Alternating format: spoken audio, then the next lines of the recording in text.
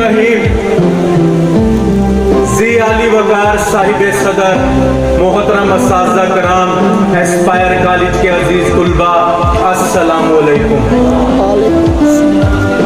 बगैर इसके कहाँ मुमकिन थी शनाख्त मेरी, बगैर इसके कहाँ मुमकिन थी शनाख्त मेरी। मेरा मुल्क है मेरे शजरे नस्ब की तरह। ये परचमों में अजीम परचम, अताए रब करीम परचम, हमारा परचम, ये प्यारा परचम। मैं यहाँ कोई तकरीर करने नहीं आया, बल्कि माजी की कुर्बानियों और मेहनतों पर रोशनी डालने आया हूँ, और साथ ही उनको सबक भी देना है जो इस आजादी की कदर नहीं जानते। हमारी खाक से खुशबू वतन की आएगी, हमारी खाक से खुशबू वतन की आएगी। हमारा खून इस मिट्टी के रंग में शामिल है। कायदे आजम मोहम्मद अली जिन्ना की बेखौफ, बेबाक और दानिशमंदाना क़ियादत में बर्रे सगीर पाको हिंद के तमाम मुसलमान एक झंडे तले जमा हुए। उन्होंने ईंटों की जगह अपनी हड्डियां और पानी की जगह अपना खून बहाकर एक फकीरुल मिसाल हिस्सा डाला है।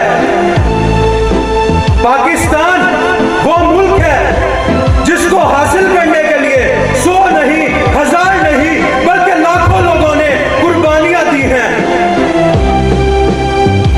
मिटा दे अपनी हस्ती को, मिटा दे अपनी हस्ती को, अगर कुछ मर्तबा चाहिए। मिटा दे अपनी हस्ती को, अगर कुछ मर्तबा चाहिए, कि दाना खाक में मिलकर गुलो गुलजार बनता है। कल कौम को एक मुल्क की जरूरत थी, आज मुल्क को एक कौम की जरूरत है। निहायत अफसोस के साथ कहना पड़ रहा है कि आज हाल ही में कोई आजादी से बाइकाट कर रहा है, तो कोई वतन अजीज का परचम नजरे आतिश कर रहा है। और जब इस सब मुहर्रिकात की वजह पूछी तो जवाब आया, हम क्यों आजादी बनाए, इस परचम की क्यों कदर करें, हम तो गुलाम हैं।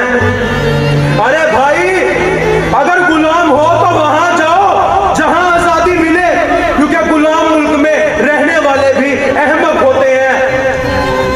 ये सब क्यों है?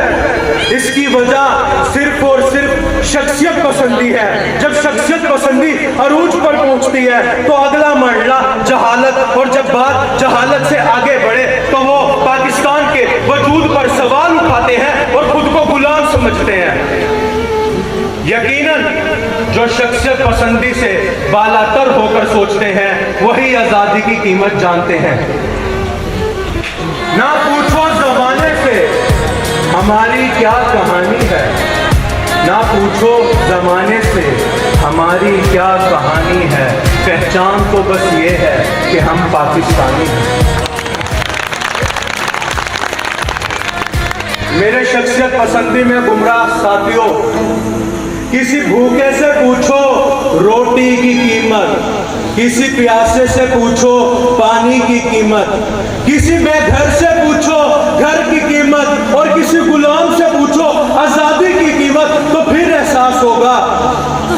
एहसास होगा जिस सरजमी पर हम रह रहे हैं कि रब्बे कायनात की बहुत बड़ी मेहरबानी और इनाम है।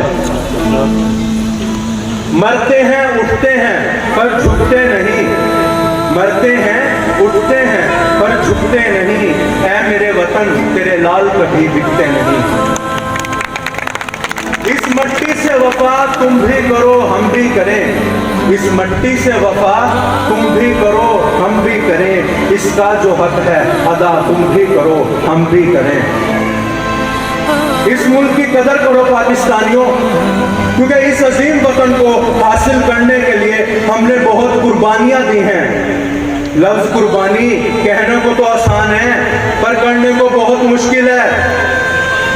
अगर हजरत इब्राहिम अलैहिस्सलाम अपने प्यारे बेटे हजरत इस्माइल अलैहिस्सलाम की कुर्बानी ना देते तो दीन इब्राहिमी क़यामत तक इस दुनिया में ना फैलता। जिस तरह ईसा अलैहिस्सलाम मसलूब ना होते तो अमन व असूल का जज्बा अपने ही अवाइल में दम तोड़ देता। जिस तरह हजरत इमाम हुसैन रजी अल्लाह ताला अन्हुम अपने बच्चों के साथ करबला के मकाम पर अजीम कुर्बानी ना देते तो नबी पाक का दीन मोहम्मदी क़यामत तक परवान न चढ़ सकता। बिल्कुल इसी तरह अगर लाखों मुसलमान मर्द और औरतें 1947 में अपनी जानो माल की परवाह किए बगैर कुर्बानी ना देते तो शायद इस मादरे मुल्क का वजूद भी बस ख्वाब बनकर रह जाता। इस वतन अजीज के हसूल के लिए 18 लाख मुसलमान शहीद हुए। 70,000 मुसलमानों की बेटियां हिंदू और सिख उठाकर ले गए। कितनी ही माओं के सामने उनके जिगर गोशों को सिंघारों में पिरोया गया। 1857 से 1947 तक कितने ही उलमा इस्लाम और मुसलमानों को तख्ते सूली पर चढ़ाया गया। इन ताज़ा खुदाओं में बड़ा सबसे वतन है। इन ताज़ा खुदाओं में बड़ा सबसे वतन है। जो पैरहन उसका है वो मजहब का कफन है। वो दौर बहुत नाजुक था जब एक तरफ अंग्रेज था जो हजारों वर्ष हुकूमत करने के मंसूबे बना रहा था और दूसरी तरफ वो दुश्मन था जो सैकड़ों वर्ष की गुलामी का बदला लेना चाहता था। इस नाजुक दौर में कायदे आजम आज़ादी के सूरज की अलामत बनकर आए। आज़ादी का वो सूरज जिसने गुलामी की तारीकियों से हमें निकालकर आज़ादी की रोशनियों की तरफ। आखिर में एक शेर अर्ज करना चाहूँगा, खुदा करे वो बहार आए जो कर्ज सारे उतार आए। खुदा करे वो बहार आए जो कर्ज सारे उतार आए। मेरे वतन के नसीब में भी सुकून राहत करार आए।